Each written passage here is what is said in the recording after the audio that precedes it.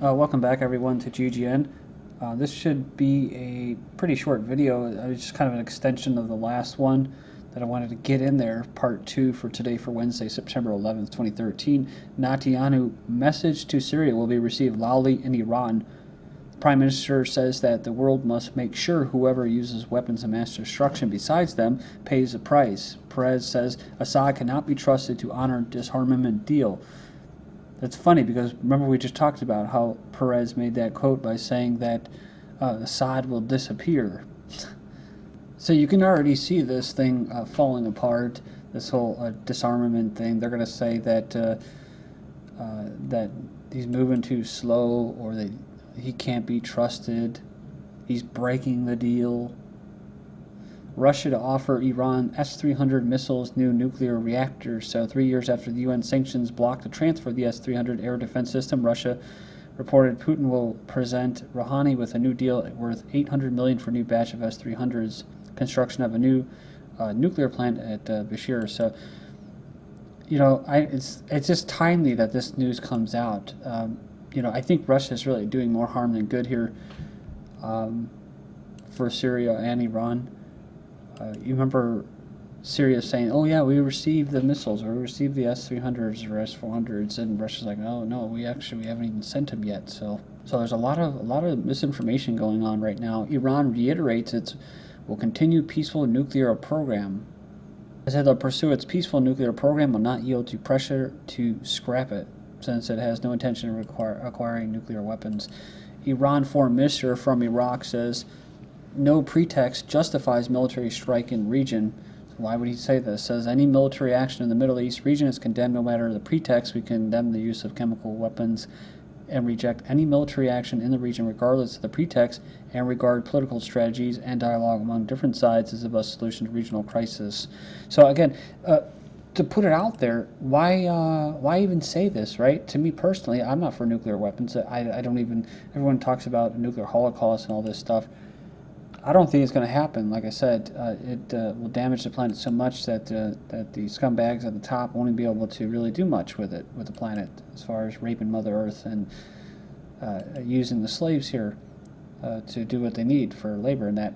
But why even say this, right? It's just like, to me personally, for sovereign governments, sovereign people, and you see other countries that have these arms, it's like you should have the right. So they keep saying this, playing this game, that I think it's going to come back to bite them. That's what I see when they realize that they do have nuclear weapons. I'll be like, well, so what? You know, so does Israel, so does the U.S., so does other countries, including Pakistan. Nobody says a damn thing about it. Iran has chemical weapons, so what? They're a sovereign nation, they deserve to defend themselves. So you can see how they get these governments, like Iran and Syria, and even other countries like Libya with Gaddafi, they kind of fall for these traps in this chess game. Saudi Arabia, Israel, and the UAE behind Egypt coup, says Brotherhood official. So, you know, it's like, I don't know how much you can take seriously as far as that goes. But like I said, who knows, right? There's probably people that are legitimate in the Muslim Brotherhood. It's just that I know that it's used as a controlled opposition force. It said on Wednesday that intelligence services of Israel and Saudi Arabia were involved in preparations for the early July military coup d'etat against Morsi. 11 people killed, 17 have been injured in bomb attacks in Egypt's Sinai Peninsula. It included 7 civilians when 2 car bomb attacks targeted the headquarters of the Egyptian security forces. Earlier this week, the Egyptian army killed 9 militants in the peninsula during a mop-up operation. So I mentioned before about the Egyptian army is used for, has normally been used for just squashing dissent in the country. They're not used for anything else besides internal disputes or conflicts. Now all of a sudden you have the Egyptian army operating in the Sinai against these things. You know, Israel comes into play when it comes into this. So that's why that quote by that Muslim Brotherhood guy makes me wonder, you know, and this whole thing with Syria that's going on, all of a sudden the chemical attack and stuff, ships all in there, you know, what's going on with Egypt? And nobody really talks about it anymore, what's going on there. But, you know, usually the Egyptian army has been funded by by Zionist occupied countries, including the United States.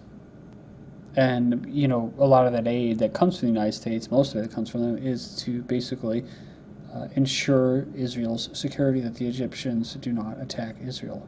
So what I'm saying is, maybe Al-Qaeda is showing up now and in Egypt, and that because they want autonomy.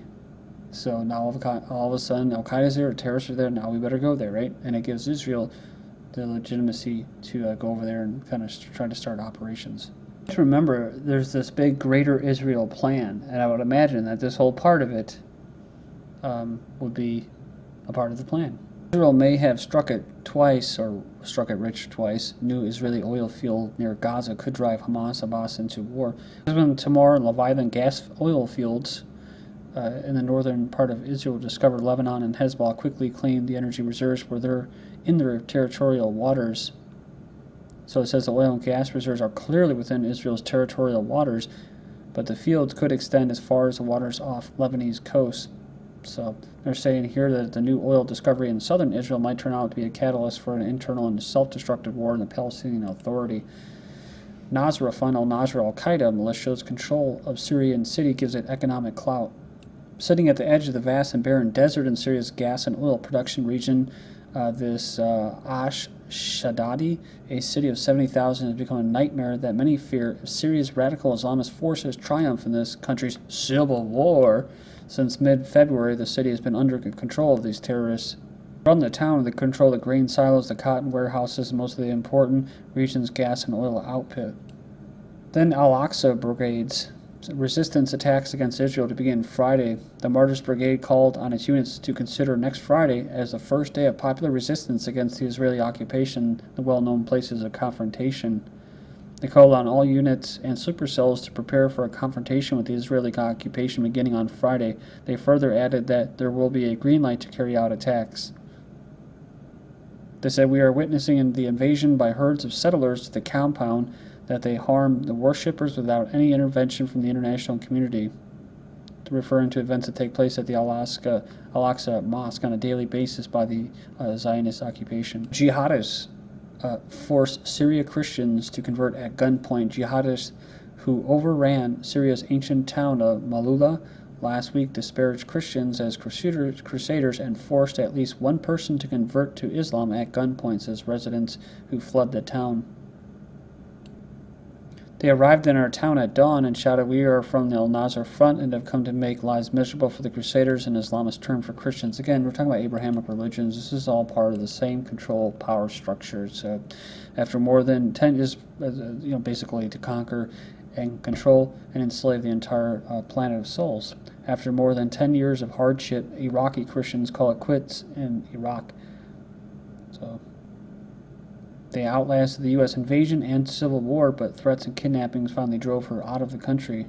And finishing up here, last couple articles, Syria will become Afghanistan if we don't act now, says Kerry. So I don't know if you've seen it lately, but they pretty much destroyed many of the historical landmarks in Syria, Christian churches, Muslim mosque. So it is Afghanistan pretty much. He claims that an airstrike will show Assad he's on the losing side and prevent country from imploding into under-governed terror hub like Libya, like what they did there, basically. He says if America doesn't strike, the greatest likelihood is that Syria implodes, that the institutions of the state crash, that Syria breaks up, talking about balkanization, and creating ungoverned free open spaces where radical organizations that they're supporting, which are far worse, like Al-Qaeda, will start operating. They already are. Remember, we just talked about this. It says America will be forced to go to war in any case. So, these people, when I was watching Obama give his speech last night, I was like, these people, they deserve a nice little place in Hades with a nice hot pitchfork going up their ass. They really do, for eternity. U.S.-led airstrike kills Afghan girl, injures 3 civilians, says report. A U.S.-led airstrike has killed a young girl and injured 3 civilians in Afghanistan, reports say. This is just after yesterday. In Yemen, they had killed an airstrike, a NATO airstrike. I think it was a drone, killed a bunch of civilians. It was about 12. and another 12 in Afghanistan. And talk about Yemen. Yemen, report of child bride's death is false, so authorities say girl in question is fine. So the officials say a shocking media report about a child bride dying from internal injuries sustained on her wedding night simply isn't true. So this is the stuff they put out. It's put out by Reuters. And this is where Western culture, and you read in the comment board, I read in the comments, these people that criticize other people's culture, I'm not going to say whether I support it or I'm against it here. The point is that a sovereign people are a sovereign people. You don't tell them what to do, You don't tell them how, you need to allow two men to poke each other. You need to allow sex education to 6-year-olds, and teach them how to masturbate. But that buying things is the best thing that you can do. Get out of the house, destroy your families, and work. That's up to them. If you want to live like that,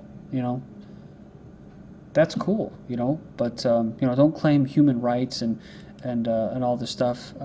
We got to get all these advocates and basically volunteer groups, nonprofits, to go over there and try to change their way of life. Because how many stories have we heard? This is how I'm finishing up here. How many stories have we heard just in the last year about these sex slaves in America, right, that are going on? And the saddest part, which people aren't saying, is that a lot of times these are consensual. These are people that are consenting to this stuff.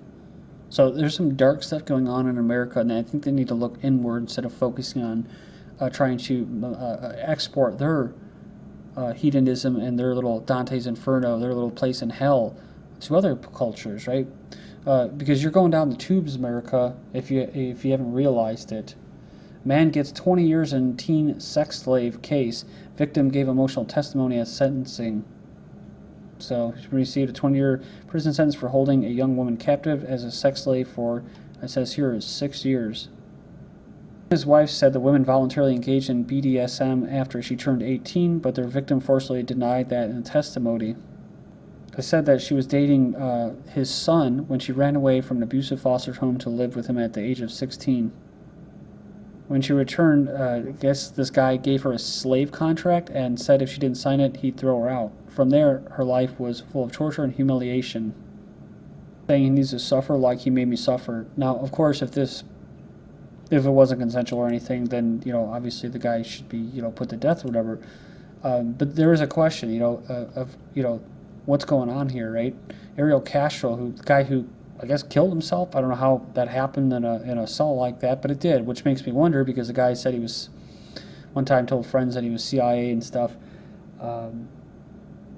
that he just all of a sudden kills himself, right? Maybe he was murdered, I don't know. Ariel Castro claims sex slaves consented to sex with him. She says, you took 11 years of my life away, and I have got it back. I spent 11 years in hell, and now your hell is just the beginning. So, for whatever it's worth, like I said, this is pretty much created a hell on earth. It says here she fell into his clutches in 2002 when she was already down on her luck. Venezuela leads international human rights body Nicolas Maduro calls the OAS an instrument of U.S. imperialism in Latin America, so that's kind of interesting. The so-called human rights system, the Inter-American Court and Commission, are byproducts of an instrument of persecution against progressive governments that began with Chavez's arrival, he said. Other governments, including Bolivia, Ecuador, and Nicaragua, have also been strong critics of the group. And I'm just going to leave off there because I have probably about 10-15 more articles left, so please join me in part 3. This is GGN, and I'm Darko. Thank you.